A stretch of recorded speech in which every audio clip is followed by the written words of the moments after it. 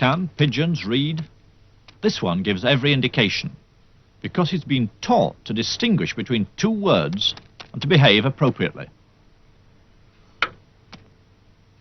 He's learned his different response to each sign by being rewarded with food. So the bird isn't acting independently. Its behavior is shaped by controlling its environment. The first task was to isolate an individual piece of behavior and see how that could be changed. Skinner did this by keeping individual pigeons at about 3/4 of their normal weight, so that the birds were always hungry, and food could be used as an automatic reward. The pigeon was studied in a uniform box, one it quickly grew used to. One piece of behavior, pecking a coloured disc, was measured on a graph.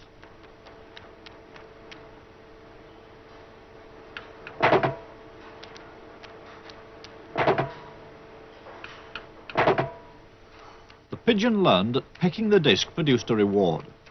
Then the behavior of pecking could be studied in relation to how often that reward was offered, or in Skinner's terms, what was the schedule of reinforcement.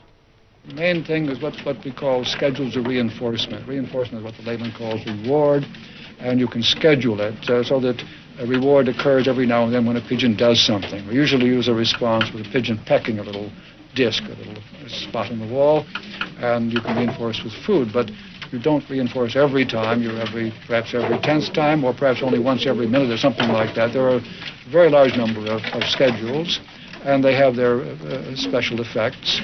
And there is a good example of how you can move from the pigeon to the human case, because one of the schedules which is very effective with rats or pigeons is what we call the variable ratio schedule, and that is at the heart of all gambling devices, and has the same effect.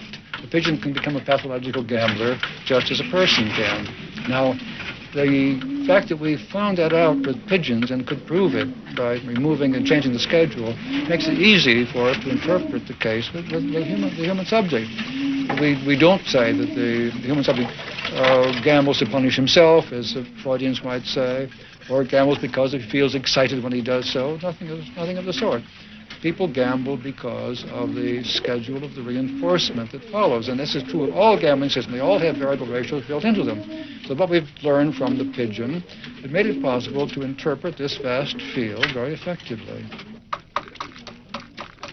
Where does that leave free will? Because we all think we have a choice of whether to do things or not to do things. Yes. Well, you see, it leaves it in the position of a fiction. We have assumed somehow or other that these internal states, feelings, and so on, have initiated something. They have started something. They have created. We have done something in a voluntary way. We have willed to act.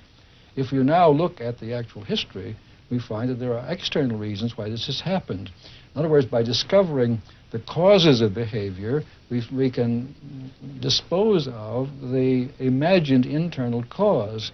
We dispose of free will as an American divine of the 18th century, Jonathan Edwards, did. He said, we believe in free will because we know about our behavior, but not about its causes. And of course, it's the object of a science of behavior to discover causes.